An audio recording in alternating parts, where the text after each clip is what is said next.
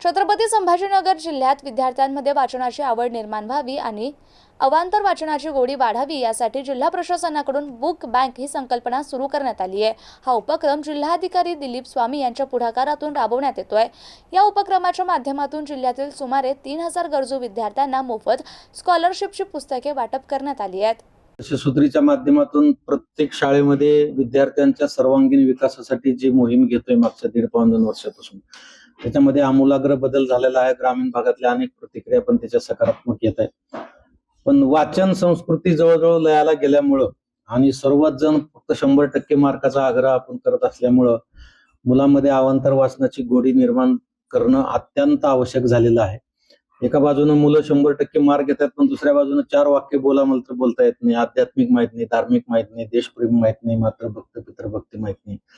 त्याच्यामुळे जे जिल्ह्यातले अनेक अनुचित प्रकार सध्या घडत आहेत, लहान लहान मुलं पळून जाणे, मुलांकडून आईचा खून, मुलांकडून वडिलाचा खून, असे सातत्यानं बातम्या येत आहेत। त्या पार्श्वभूमीवर एक वाचनाची गोडी विद्यार्थी, पालक आणि शिक्षक सगळ्यामध्ये निर्माण व्हावी म्हणून आपण आपल्या स्तरावर एक बुक बँक ही संकल्पना सुरू केलेली आहे। त्याला बुक बँक नाव पण त्यासाठीच दिलंय की पुस्तकं द्यायचं, परत घ्यायचं। आम्ही 3000 विद्यार्थ्यांना परवा स्कॉलरशिपची पुस्तकं मोफत वाटले। जे ना आई नाही, वडील नाहीये, अत्यंत गरीब घरचे आहेत, पण अतिशय हुशार आहेत, ते स्कॉलरशिप पास होऊ शकतात, अशी मुलं शोधून आम्ही त्यांना मोफत स्कॉलरशिपचं पुस्तक वाटप केलं आणि ते परीक्षा होईपर्यंत त्यांच्याकडे ठेवायचं आणि परत घेऊन परत पुढच्या वर्षी दुसऱ्या मुलांना द्यायचं।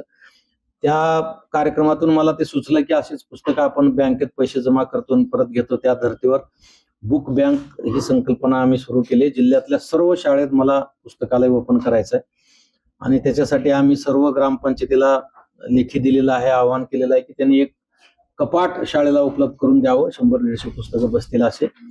आणि आम्ही आता पुस्तकं लोकवर्गणीतून जमा करतोय, जिथं गेलं तिथं पुस्तकं मागण्याचा कार्यक्रम आम्ही सुरू केलाय। आमच्या महसूल अधिकाऱ्यांना मी आवाहन केलं होतं, त्या दिवशी 43,000ची पुस्तकं त्याने त्या दिवशी दिली। बऱ्याच जणांकडे पुस्तकं पडलेली आहेत, आता माझ्याकडे जवळजवळ 350 पुस्तकं मी दिली, पण भेट दिलेली असतात, मग आपण वाचतो किंवा मग आपल्याला वाचू वाटत नाही, आपण कुठे ठेवतो, मग ते आडगळीत पडून राहतात। तसे घरात पडून राहण्यापेक्षा जर पुस्तकं शाळेला दिले तर आम्ही विद्यार्थ्यांना फक्त ते शाळेची एक शोभा म्हणून ते ग्रंथालय सुरू करत नाही। आमचं टार्गेट आहे 1 मे पर्यंत सगळ्या शाळेमध्ये हे सुरू करायचं आणि जून जुलैमध्ये जेव्हा शाळा सुरू होतील तेव्हा फर्स्ट डे पासून मुलांना ते पुस्तकं द्यायचे।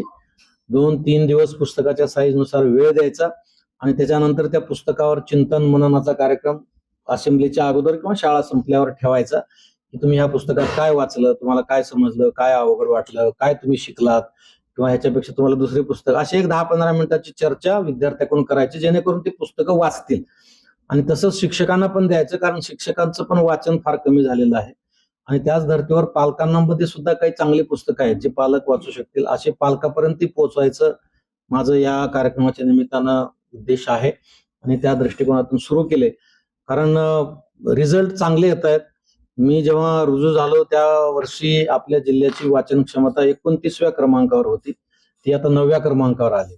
म्हणजे काहीतरी चांगले रिझल्ट समोर येत आहेत आणि त्यामुळं आणखी जर आपल्या सगळ्यांनी त्याच्यामध्ये योगदान दिलं, आम्हाला मदत केली, आम्हाला मार्गदर्शन केलं मीडिया म्हणून, तर त्याच्यामध्ये आणखी आपल्या, कारण ही सगळी उद्या देशाची भवितव्य आहेत आणि यांचा फक्त सर्वांगीण विकासासाठी आपल्याला वाचन वाढवणे हे खूप अत्यंत आवश्यक आहे। सोशल मीडिया आणि या सगळ्या चॅनल बिलच्या माध्यमातून मुलं मुली संस्कारापासून दूर चाललेत, संस्कृतीपासून दूर चाललेत।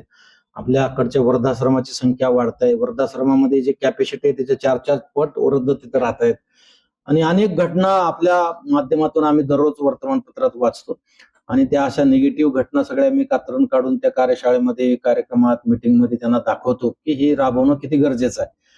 तर चांगल्यापैकी प्रतिसाद मिळत आहे। आपण पण आपल्या माध्यमातून या बुक बँकेला पुस्तकं देण्यासाठी आवाहन करावं। गट शिक्षणाधिकाऱ्याकडे दिलं तर कोणी किती पुस्तकं दिली आणि ते कुठं दिली याची नोंद तिथं त्या ठिकाणी असणार आहे। आपण दिलेलं प्रत्येक पुस्तक सत्कारणी लागेल एवढी गॅरंटी मी आपल्याला देतो।